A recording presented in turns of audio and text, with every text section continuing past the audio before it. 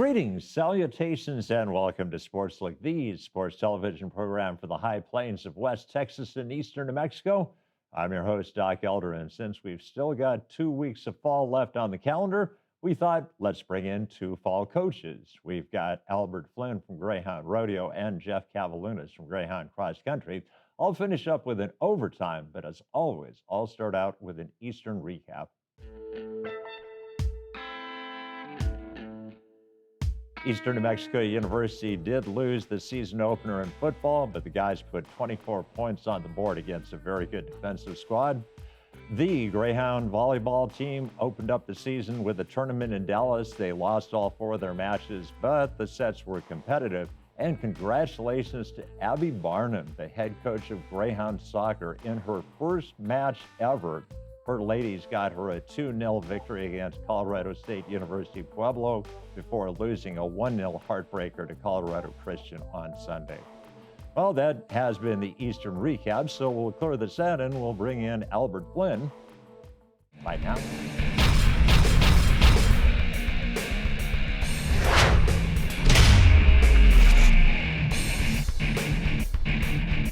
Welcome back to Sportslook, and we welcome back to the set of Sportslook one of my favorite people on the High Plains, the head rodeo coach at Eastern New Mexico University, Albert Flynn. And Coach, welcome back to Sportslook.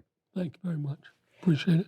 Coach, last spring you had 3 individuals that qualified for nationals, and that is pretty exceptionally good in any circumstances, but especially last year because they didn't have any rodeos in the fall that could count towards their totals.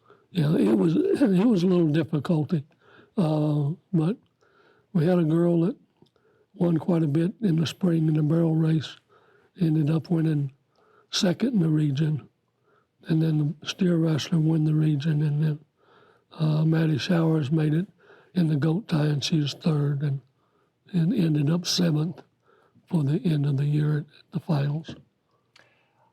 What was the process like of getting your kids ready? I mean, you don't want to put too much pressure on them, but obviously you want them to realize every rodeo was even more important last spring. So what was that process like? It's just pretty much rodeo process. You know, they rodeo all year somewhere at some time, and they're accustomed to knowing, you know, if they draw the barrel race.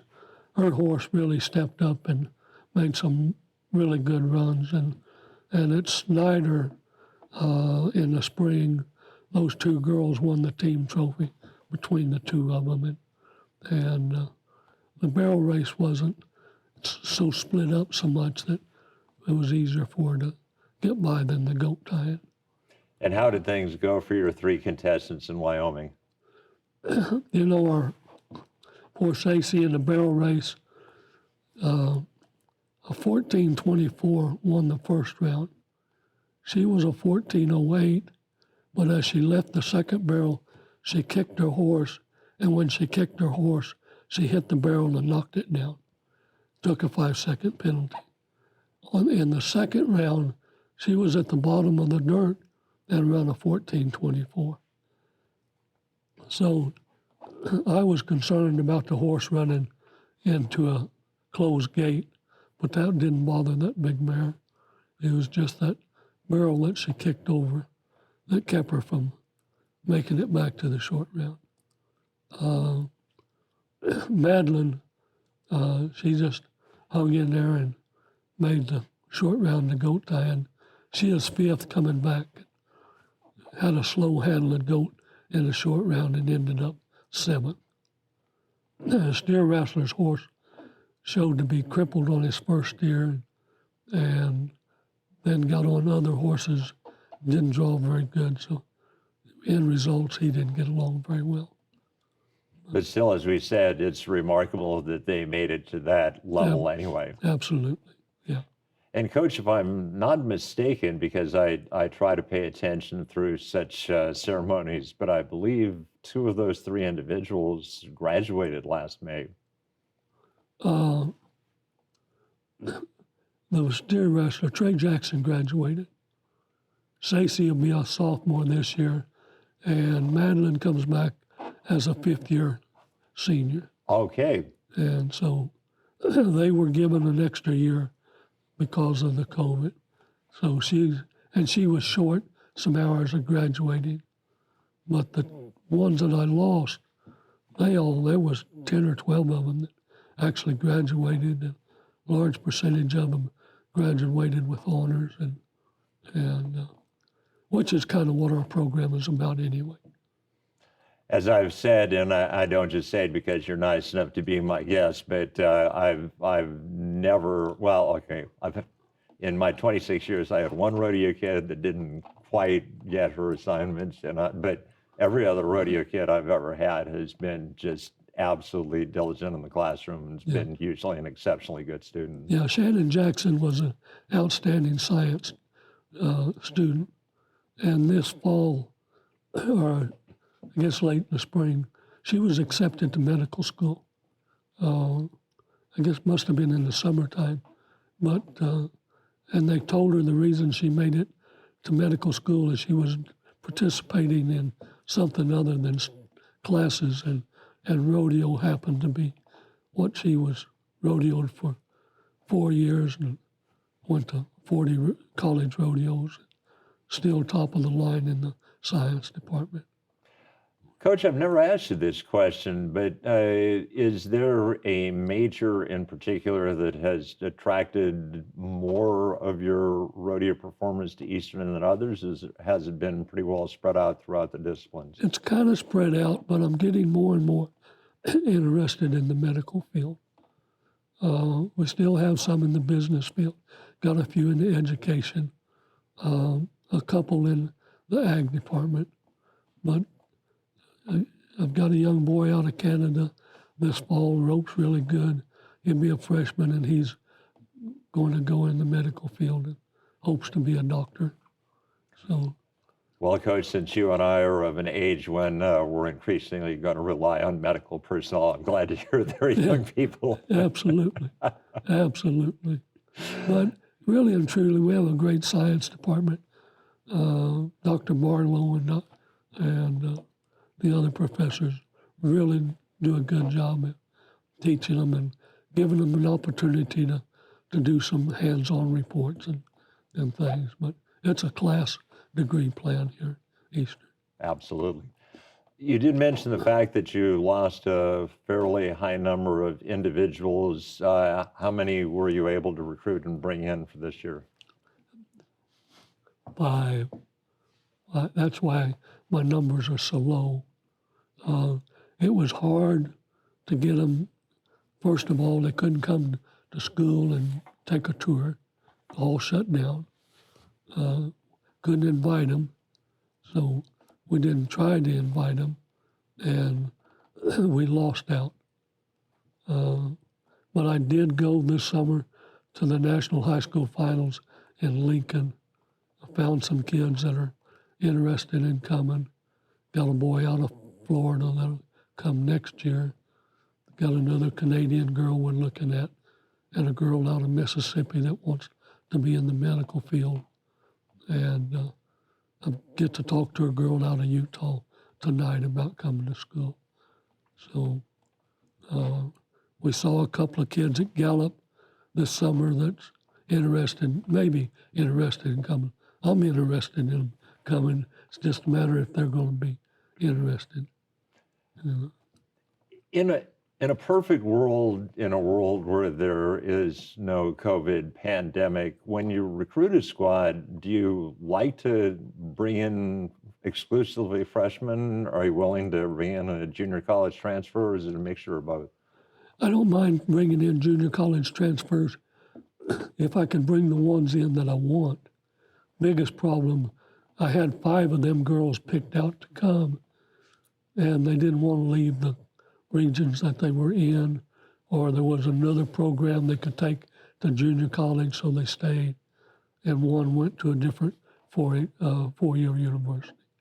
So I had 5 girls picked to help us, and they all decided to stay where they is in that northern region. But it's easy to be able to pick the ones that are winners. It's just harder to get them to leave the regions that they're in.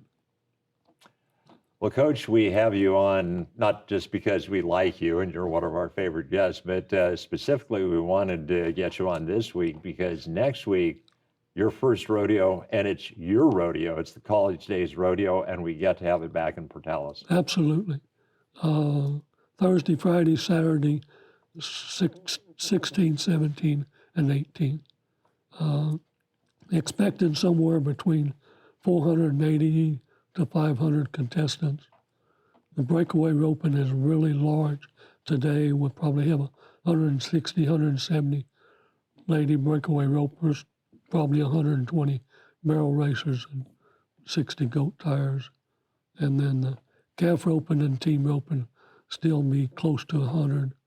Steer wrestlers will be probably in the 50, 55 range. Our rodeo's a little bit early this year. It's hard for them Texas schools that just opened last week or so to get all their paperwork in time to be able to come to this rodeo. But we still expect it to be fairly large. What are the specific times each day on Thursday, Friday, and Saturday? 7 o'clock. We do have some slack on Friday morning, Saturday morning that runs from about 9 to 1. And everybody's welcome to come and watch it. Saturday night's the short round, probably the best show for them to come. Thursday night, Portales' Lodgers Tax Board is the sponsor of the rodeo. Friday night, we have the Greyhound Club will be the sponsor of that rodeo. And then Saturday night, Yucca is going to be our sponsor. They help provide the live streaming, and everything is live streamed through Yucca. And so that's the slack in the morning plus the performances. And what's really nice about it is the Canadians, the kids from Kentucky, North Carolina, wherever they can watch their kids perform, and that's really helpful. And we have to give a shout out to, there are many individuals that help you out, but if you had to say that there are two individuals that are probably most helpful, I'd say probably Charles and Beverly Bennett. Yes, we've been very busy getting our concession stand in our new building. We've got the east side of it finished, and yesterday we put in the septic tank. Today we're working on another tank, and we have until Tuesday to get it all put together. And we're getting closer, but it's going to be right at the deadline. Well, Coach, congratulations on the success that you've had. I am really looking forward because just the way the schedule breaks, I'm actually going to be able to see Thursday and Friday night. Oh, wonderful. I've only been able to do one night in the past, Yeah. so I will definitely be out there. Now, Saturday, the football game's in the afternoon. Yep. The ones that go to the football game, that pay to get to the football game, they bring that ticket to the rodeo Saturday night, and they can get in free with that ticket. Well, in that case, then I'm going to be all 3 nights. There you go. There you go. Yeah. Well, Coach, best of luck in your rodeo. Thank you very much, Doc. Appreciate it. All right. Well, that is going to wrap up our first interview segment. So what we'll do is we'll clear the set and we'll bring on our second guest, Jeff Cavalunas, right now.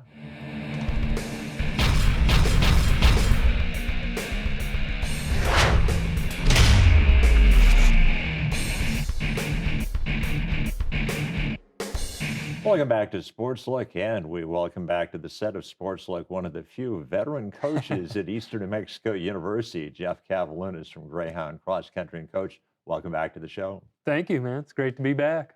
Coach, it is great to be back because last year, going into the season, we were poised to do some really, really good things in cross country, and just unfortunately, we were not able to have that season. Yeah, it didn't work out. I mean, the kids were ready, excited. We had put together a pretty good squad, men and women, and really had some goals of competing well at the championships, both conference championships. And see if we could do well at the region championships. But unfortunately, things weren't just ready to go yet. Yeah, and if people have forgotten, because unfortunately we sometimes have very short-term memory when it comes to such things, but Greyhound women's cross country had finished third in the conference 2 years in a row, and we really honestly thought on paper this might be a year when you could win it all. Yeah, I mean that was one of the goals. We need we're right there on the podium, but you kind of need to get over that hump. And this was a year we thought last year we could put it all together. I had a number of seniors, on the team. Good mixture with some young runners coming in, and we talked that this was the year. The men, pretty competitive also.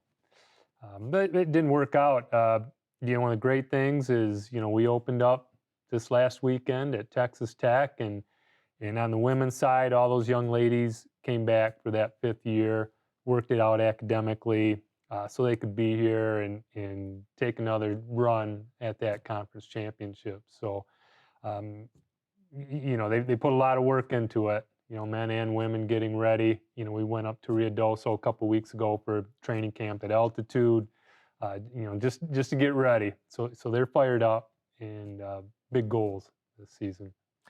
Coach, you were telling me that before we went on air, and that's really a remarkable accomplishment. And it really says a lot about the relationship that you have with those runners, but it also says a lot about the relationship the runners have to Eastern New Mexico University. Yeah, they want to win, a championship for the university, for themselves, for the team. On the women's side, Eastern New Mexico has never won a women's cross country championship before. Some people may be familiar. The men have had a lot of success in the past, pretty some outstanding runners, but it's something special they're going for. We're going to see what we can do. So, what was the secret to getting a great cross country women's program developed? I just been able to find runners that fit. For my training, for our program for Eastern New Mexico, it's really gelled, well. They seem to respond, very well to the training we're doing, and I think a little bit of luck in there. Some of the kids are recruited by other athletes on the team because they were having good experiences here at Eastern, at school and in the program. So I've been pretty fortunate to get a good group. Sometimes with a sports team, you can point to one recruit and say that's really where things started to turn around. Was there one female cross country runner that you could point to, or was it just a number of people? I think it was a number of people. I think the one year, we had Aminata Kenyawati come in, Neri Gatrati, a couple really good runners. Kayla Cisneros, so some junior college transfers, and just kind of gelled, it's with their experience coming in and some new runners we kind of bring into the fold. It's just come together. And in terms of the men, you were telling me also before we went on the air that you have 12 female runners and 7 guys? 7 men this year. So numbers are a little bit down. Some pretty good quality. We brought in some new runners from New Mexico Junior College, Javis Sheriut, another Kenyan that's doing well, and another transfer from University of North Dakota, Sylvester Cabrera. Again, looking to get out of the cold weather, come back down, and he was friends with one of our current runners, Kelvin Kipkemboy. So we're pretty good, top 4 there for the guys, and then again Dan Hearn coming back in that 5th, and see if the guys can get on the podium this fall. And I smiled when you mentioned the name because it was really nice to see his dad become the dean of the College of Education because his son's a pretty good runner. Yeah. Lee, when he got positioned here, he'd call me up, Coach, I just want to let you know my son's a pretty good runner if you're interested. And like, sure. So it's worked out really well. Dan's just done a tremendous job for us. You mentioned the fact that the season is already underway. You had your first meet last weekend competing in the Texas Tech Invitational, and Pretty good showing for the Greyhound ladies. Yeah, it was a great team effort. One of the goals for this first meet was kind of get it under our belt. It's been since 2019 that we had a cross country race. The other was just have a good team showing, and I think we did that. You know, we put 3 runners in the top 10. Neri Gatrati and Aminata Kenyawati and then Marta Pascal, who had just a phenomenal race. I mean, she's really, really running well right now. So that was big, to come in and do that. Neri was running that top 3 most meet, and the UTEP girls just kind of came back on her towards the end. But we're geared up towards the end of the season, so she'll get them. And the good news is UTEP not in our conference. Yeah, UTEP. We don't have to worry about them too much. But that's one of the nice things where we're traveling to meets. We see quite a mixture of Division I, Division II, NAI junior college meets. So Texas Tech hosting, they obviously were up there, UTEP and a couple other Division I schools. So we get good quality competition in. And we don't want to shortchange the guys. You had one guy in particular that ran really well over there. Yeah, Kelvin Kemboy ran really well. I think to open up, being that top 10 was just a really great race. He was just over 20 minutes for a 4-mile race. So, it's putting him in good position to be in that top 10, top 12 at the Lone Star Championships, later in October. I'd like to be just over 20 minutes in a 3-mile race, let alone a 4-mile race. Those guys are running fast. Looking at the season, you usually go at meets that are going to have really good competition, and then gradually becomes a little bit more focused leading up to the conference. Right. Where will the conference meet be this year? So this year, Cameron in Lawton, Oklahoma is the host. And that's later in October. So that's the focus of our season, man. Everything we're doing is just gearing up for the LSC championship. So, this year I've put together a pretty strong schedule to get us ready. In 2 weeks we head to Abilene Christian for a meet there on the 18th.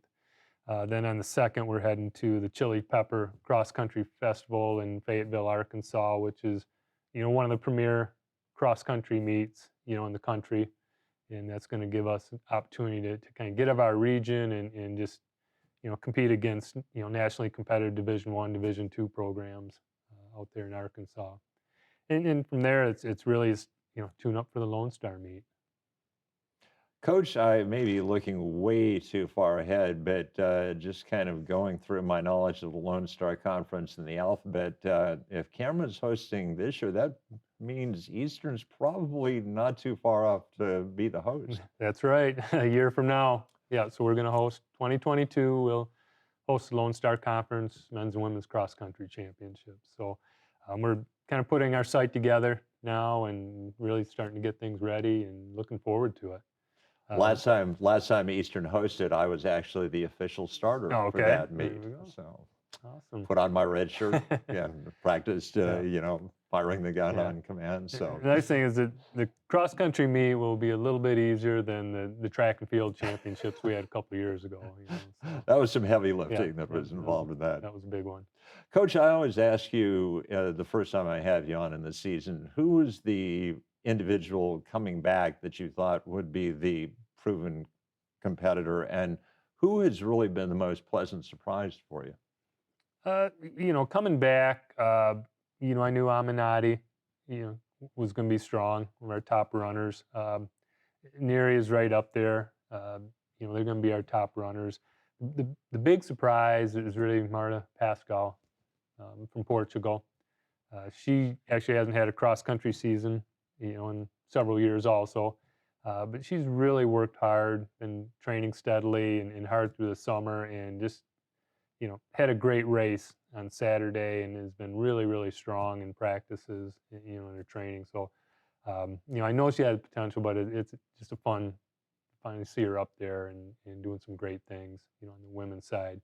On the men, I think, Kelvin, we knew he was going to be competitive. He was right up there competing for a scoring position at the track and field championships this spring, the 5,000, one of those top guys. But it was nice kind of surprise also to see him first cross country meet, step right in to a top 10, against Texas Tech and UTEP and, West Texas A&M, which is, a premier, Division II squad. So, that was nice. Good surprise. And who about, is there a young guy on your program that you expect by the time he gets done will really do some good things?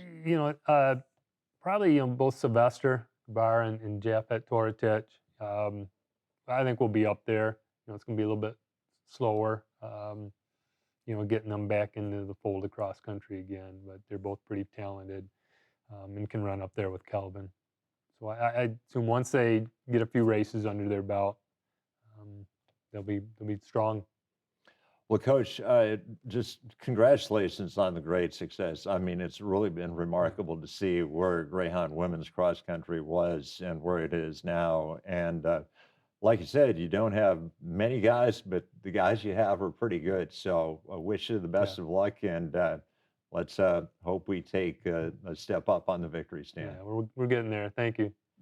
All right. Well, that is going to wrap up the interview segment of Sportslook. So what we'll do is we'll clear this out, and I'll finish up with an overtime right now.